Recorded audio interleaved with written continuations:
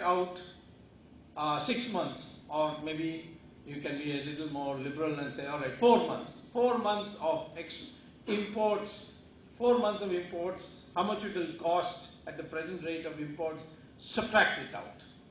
Then subtract out statutory payments. You've taken a loan from abroad, some of it short term, some of it ECB, some of it from the IMF, some of it from World Bank, some of it from other governments. All these installment payments for the year are subtracted out. This is the amortization, so to speak, should be subtracted out. Then you subtract out. Then with the residual, you look at some of the speculative changes that might take place, foreign exchange going up and down, so on, and you subtract out that. Then see if there's anything left. Then you can say, if there is substantial amount left, then you say, yes, you've got lots of foreign exchange. According to me, if you also in the case of India, remove the NRIs, because the NRIs in 1990, the crisis was, people said it was caused by the Gulf War. No, it was caused by our NRIs.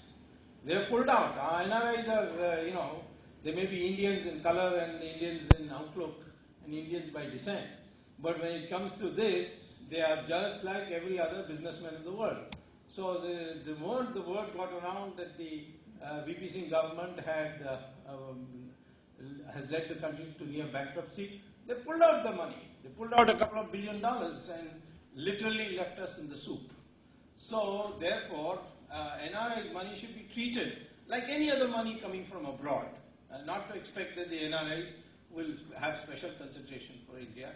And if you subtract out that, the interest payments, all these things you subtract out, you will find India has barely a surplus. And China has a surplus, but even China, if you remove the speculative component of the money and the round tripping that takes place, because some of the money comes from China, goes to Hong Kong, gets converted, just like we also have. We have through participatory notes coming back, through Mauritius route coming back, but not so much compared to China. China is much worse.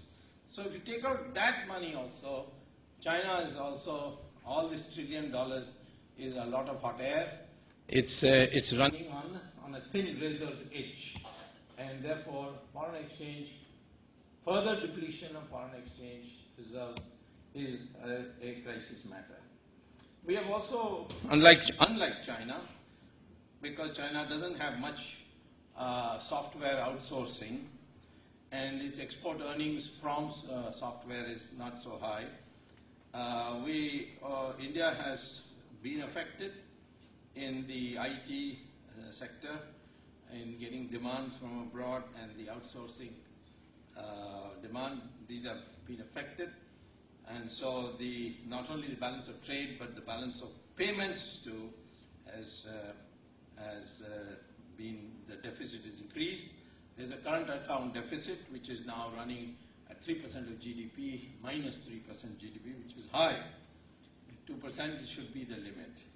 So in China, still they have a near surplus, but it may go negative very soon for the first time in many, many years.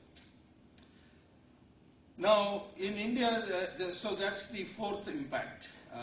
The first is just exports. Second is the FDI. No, this is the third, the information technology. The fourth impact is that in India, one or two banks may collapse. ICICI Bank. Because ICICI Bank, what it has been doing, has been taking money from abroad, short-term loans from abroad, and giving long-term loans here.